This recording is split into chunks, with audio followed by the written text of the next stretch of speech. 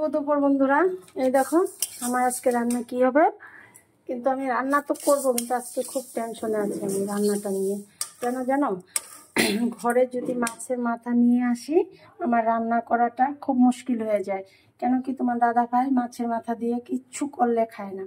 তো কি করবো বলো তো, ফেলে কি দিব মাছের মাথাটা? আর গোটা মাছের মাথাটা তো আমিও খেতে পারবো না। এটা না কি, এটা তো আমি আলু দিয়ে ঝোল করে দেব, কিন্তু ভাবছি এখন কি করব মাছের মাথাটা দিয়ে। তা ভাবছি মুগ ডাল দিয়ে মুড়িঘণ্ট করব। চাল দিয়েও করা যায়, তো চাল ভোগ চাল দিয়ে, কিন্তু আমি আজকে মুগ ডাল দিয়ে করব। মুগ ডাল দিয়ে মাছের মাথাটা মুড়িঘণ্ট করব, কিন্তু তাও টেনশনে আছি খাবে কি খাবে না দাদা ভাই।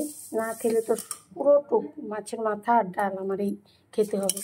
কালকে আবার শনিবার, নিরামিষ হবে। বুঝেছ, আজকে আমি টেনশনে পড়ে গেছি মাছের মাথাটা নিয়ে। আচ্ছা, শুভ দুপুর, সবাই ভালো থেকো, বাই।